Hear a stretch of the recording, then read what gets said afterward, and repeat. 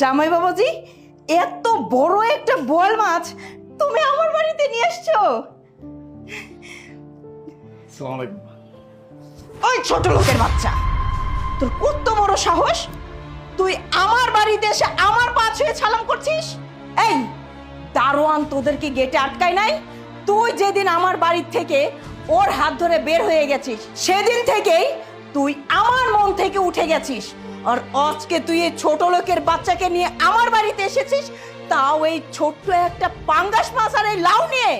দেখ মাছ কাকে বলে, নিয়ে এসেছে কে জানিস?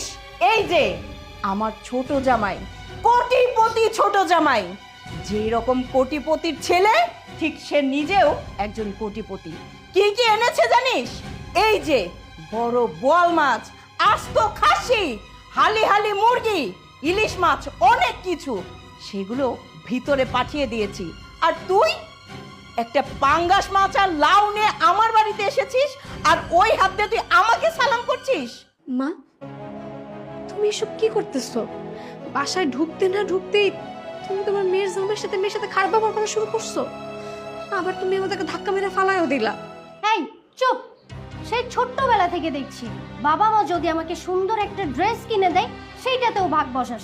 যদি কোথাও ঘুরতে নিয়ে যায়, মা আমিও সাথে যাব, বে বে বে বে করতেই থাকি, সব কিছুতেই ভাগ বসাস। আর এখন আমার বিয়ে হয়েছে, এতদিন পর আমি আমার বাপের বাড়ি আসছি, এখানেও এসে তুই হাজির। কেন, তোর কি আমার সুখ সহ্য হয় না? হ্যাঁ, নির্লজ্জ বেহায়া। আম্মা, কতদিন পরে শ্বশুর বাড়িতে আসছি, কত কিছু হাতে করে নিয়ে আসছি, দু হাত ভরে। আপনি একটু ভালো মন্দ রান্না করবেন, কবজি ডুবিয়ে খাবো। বড় ভাই যান বিদেশে চলে যাবে, একসাথে বসে কি সবাই খাবো, কত আশা ছিল। সব আশায় পানি ঢেলে দিয়েছে আপনার এই ছোট লোক ফকিন্নি বড় জামাই। বাবাজি প্লিজ, তুমি আমাকে ভুল বুঝো না। আসলে আমি কখনোই এই সমস্ত ছোট লোকদেরকে আমার বাড়িতে স্থান দিই না, জানো? এই যে আমার বড় মেয়েটা যেদিন এই বাড়ি থেকে চলে গেছে, সেদিন থেকেই ওকে আমি আমার মন থেকে মুছে ফেলেছি। কিন্তু কি করব বলো, তোমার শ্বশুরের কারণে সে এই বাড়িতে আসার সাহস পেয়েছে। আহা মা, কি শুরু করছো? এখন চুপ থাকো না। চুপ! তুই কোনো কথা বলবি না। তুই নিজেও তো হয়েছিস তোর ওই বাবার মতন। এই ছোট লোকের বাচ্চা, এখানে দাঁড়িয়ে দাঁড়িয়ে কি দেখছিস? বের হয়ে যা, বের হয়ে যা আমার বাড়ি থেকে। দেখছো, তোমার বারবার কইরা কইলাম যাওয়ার দরকার নাই। এই বাড়িতে যতবার আইছি ততবার অপমানিত হয়েছি। আমার আর এত সহ্য ক্ষমতা নাই। চলো। তোমরা কই যাইতেছ? কি হয়েছে? কি আর হইব, যা ওর তাই হয়েছে। প্রতিনিয়ত যা হয় আমগুলোকে এইটাই হয়েছে। এই বাড়িতে আপনি অনুরোধ করে আসতে কইছিলেন, এর লেগেই তো আসছি। কতবার করে আপনার মাইয়ারে বুঝাইছি যাওয়ার দরকার নাই।